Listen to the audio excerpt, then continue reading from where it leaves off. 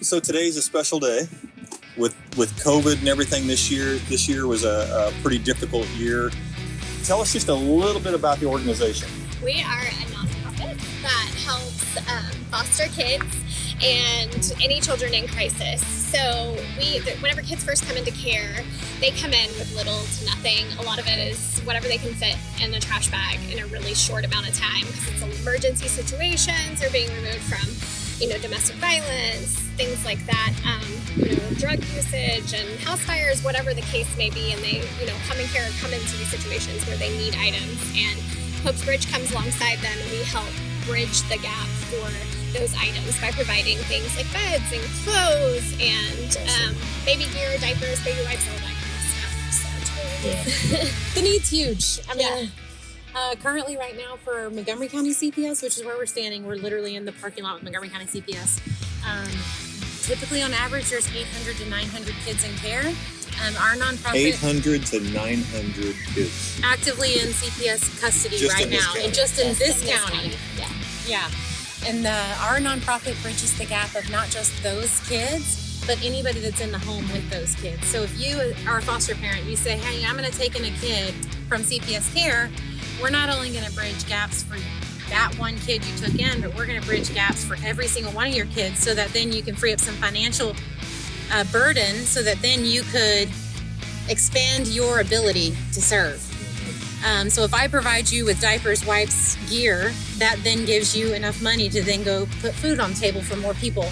It gives you enough money to get gas in your tank so that you can get to these visits, so these kids can see their biological parents, or to court hearings so that you can advocate for them. So our goal is never to just hand out resources freely. Our goal is to live in a relationship style with these families, that we're walking this journey through this crisis period with them. And we see repeats all of the time. The other thing too is that we're not only serving this county. We have a facility up in Huntsville, and we're serving Huntsville and Trinity and San Jacinto. We're expanding, and it's getting broader and broader, which is wonderful, because we've got a real need up in that area. Yeah.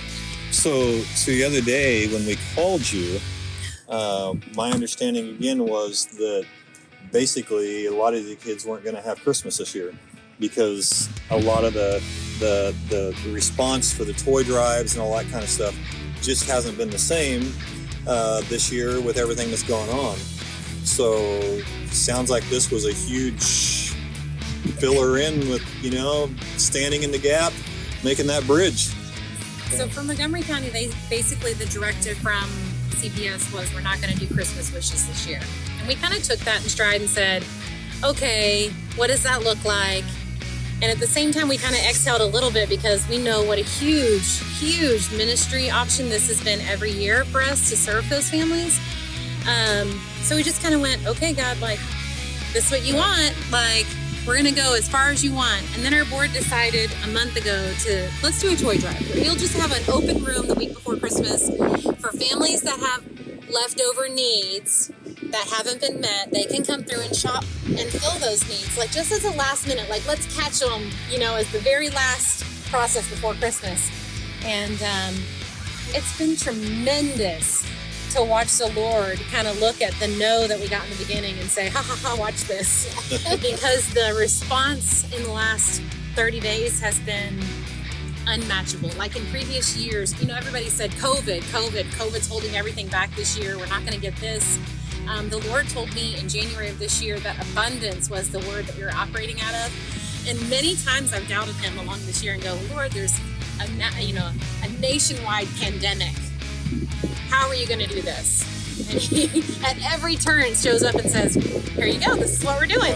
And it's such a God-sized response that it's not Sharon and Christy and I. It really is the Lord coming through and saying that he cares about these kids more than even we could care. And we care enough to bring them into our own homes and to adopt them. But the Lord cares about every single hair on their head, as well as what their Christmas wishes are. Yeah. So it's been amazing opportunity to just be that person to link arms. I love it. And I love the faces on the kids today. Oh, They see not just clothing and stuff like that being unloaded from the car. And this is only the first load. I know you guys got other stuff that's coming, a lot of stuff. But to see their faces when a TV comes out or a game console or, you know, not just a $5 item, you Yeah. know, but hundreds of dollars of items, Yeah. you know. Yes, that's huge. I mean, their face was just lighting up. So, I mean, that was just beautiful. So, super excited. I just want this to be a great testimony because all of us have the ability to stand in that gap. We all have the ability to do it. And for Bridge to Blue, all we did is connect the dots. We connected people.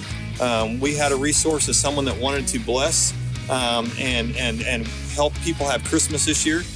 We had people that was in need. All we did was connect them, and look what happened.